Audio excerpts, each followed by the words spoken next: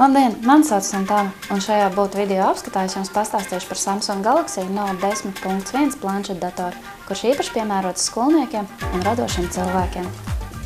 Samsung Galaxy 10.1 ir lielāks par citiem Samsung planšetdatoriem, taču dīvainā kārtā ļoti ērti ieguļ rokās. Izmēra atšķirība radošās platākās apmalītes ir klātas ar sudrabotu krāsojumu. Metāliskā krāsojuma plastmasas parasti nav Samsung stiprā puse, un arī šajā gadījumā mums radās bažas par šīs josliņas estētiskās pievilcības saglabāšanās spēju ilgākā laika posmā.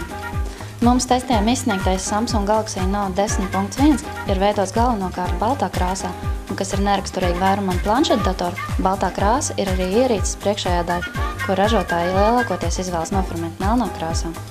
Samsung ierastajā stilā virs ekrāna ir novietotas gaismas sensori un tīmeļkaļu kameras acis. Zem tā Samsung logo. Līdzīgi kā Samsung Galaxy Tab 2 sērijas 10 colu modelim, arī šim planšetdatoram abi skaļruņi ir novietoti priekšpusē.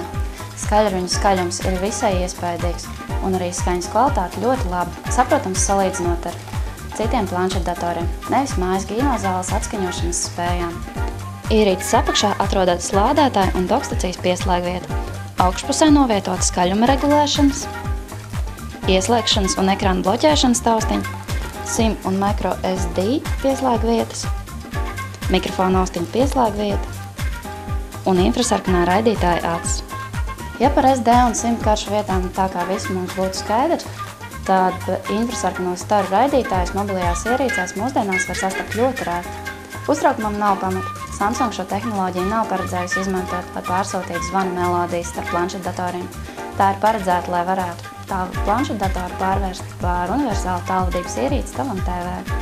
Galvenā lieta, kas padara šo planšetdatoru atšķirīgu no vairumu citu līdzīgo ierīču, ir S Pen. Šis nav parasts skāriņjotīgajiem ekrāniem paredzēts ierpuls, kas imitē pirksta pieskārienu. Šis Samsung izstrādājums ierīces uztverē atšķiras no pirksta pieskāriena. Pēc noklusējuma Samsung Galaxy Note 10.1 pārstāja reaģēt uz pirksta pieskārieniem, kad ekrāna tuvumā atrodas S Pen. Šī īpašība ir ļoti svarīga ērtai ierbuļu lietošanai. Rakstot un zīmējot uz ekrāna šīs darbības nav jāveic ar virs ekrāna paceltu roku. To varētu atbalstīt pret ekrānu tāpat, kā pierasts to darīt rakstot uz papīra. Lai piezīmes būtu ērtāk veikt neatkarīgi no pašlaik planšetdatorā veiktās darbības, Samsung ir parūpējušies par savdabīgu vairāku uzdevumu realizācijas režīmu. Pirmais elements ir arī citos Samsung planšetdatoros pieejamā piezīmju aplikācija, kas atrodas virs jebkuras citas ekrānā redzamās aplikācijas. Nākamā ir iespēja veikt vairākas aplikācijas darbināt dalītāju ekrāna režīmā.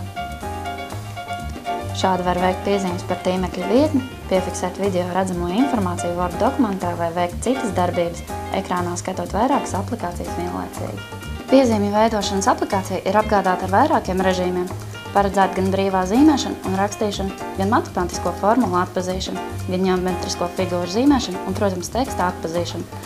Lai arī teksta atpazīšana darbojas arī latviešu valodā, tomēr mūsu izmēģinājumos šī funkcija darbojās daudz par lēnu, lai to varētu uzskatīt par praktisku pielietojumu.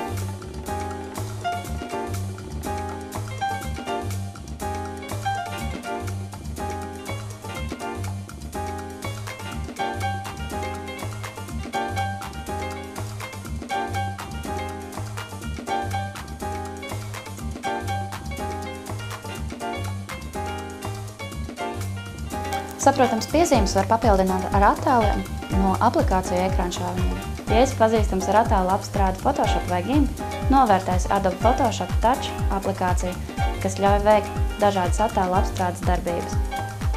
Protams, tā nespēja konkurēt ar datoram paredzēto rīku, taču tā spēja nodrošināt gana plašas attēlu apstrādes iespējas.